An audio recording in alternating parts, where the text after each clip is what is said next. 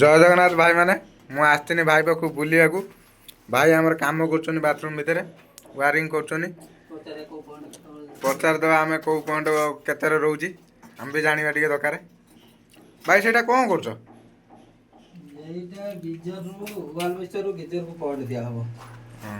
ସେଇଟା ଯେଉଁ ଦୁଇଟା ଅଛି ପଏଣ୍ଟ ସେଇଟା ୱାଲ୍ ମିକ୍ସଚରରୁ ଗିଜରକୁ ପଏଣ୍ଟ ଦିଆହେଉଛି ନାଇଁ? ଏଇ ଯେଉଁ ପଏଣ୍ଟଟା ବୁଲିବ ଗିଜରରୁ ୱାଲ୍ ମିକ୍ସଚରରୁ ଗିଜରକୁ ହଟ୍ ୱାଟର ଲାଇନ୍ କନେକ୍ସନ୍ ଦିଆହବ। ଆଉ ଏଇ ଯେଉଁ ପଏଣ୍ଟ ଭାଇ ତିନିଟା ଅଛି ଏଇଟା କି ପଏଣ୍ଟ ଭାଇ? Wall mixture point. ଏଇଟା ୱାଲ୍ ମିକ୍ସଚର ପଏଣ୍ଟ। ଭାଇ ଆମର ଏଇଟା ସରିଲା ଭାଇ। ଏଇଟା ଦୁଇଟା ପଏଣ୍ଟ ଯେଉଁ ଦୁଇଟା ଲାଇନ୍ ଉଠିଛି ଏଇଟା କେଉଁ ଲାଇନ୍? Geyser line. ଆଉ ନା ଫାଷ୍ଟ ତ କହିସାରିଥିଲ ଭାଇ ଯେଉଁ ଏଇଟା ପଛପଟେ ଦୁଇଟା ପଏଣ୍ଟ କ'ଣ ଅଛି ଭାଇ ତମ ପଛପଟର? ଗୋଟେ ୱାଶ୍ ବେସିନ୍ ପଏଣ୍ଟ ଗୋଟେ ହେଲ୍ଥ ଫାସର ପଏଣ୍ଟ।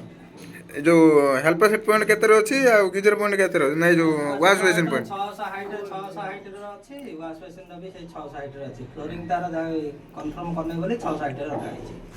ନର୍ମାଲ ହାଇଟ୍ 600 ରଖାହେଇଛି। ନର୍ମାଲ। ଆଉ ସାଙ୍ଗମାନେ ଆପଣ କେଉଁଠି କେତେ କ'ଣ ରଖୁଛନ୍ତି ଆପଣ ଯଦି ଦେଖୁଛନ୍ତି ଆମ ଭିଡ଼ିଓ ତ ଆମକୁ କମେଣ୍ଟ ମାଧ୍ୟମରେ ଜଣାଇବେ। ତ ଆମ ସହିତ ଆମ ଗ୍ରୁପ୍ ବି ଆମର ଲିଡ଼ର ଆସିସାରିଲେଣି ଆମ ବଡ଼ ଭାଇ। ତ ମୁଁ ତାଙ୍କୁ ଦେଖିବାକୁ ଚାହିଁବି। ଭାଇମାନେ ଆମର ଏ ତ ଗୋଟେ ଭାଇଙ୍କ ଉପରେ ଆଉ ଜଣେ ବଡ଼ ମିସ୍ତ୍ରୀ ଗୋଟେ ଆସିଛି।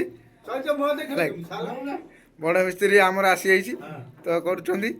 ଭାଇ ସେଇଟା କି ପଏଣ୍ଟ ରଖୁଛ କି? ଚଇ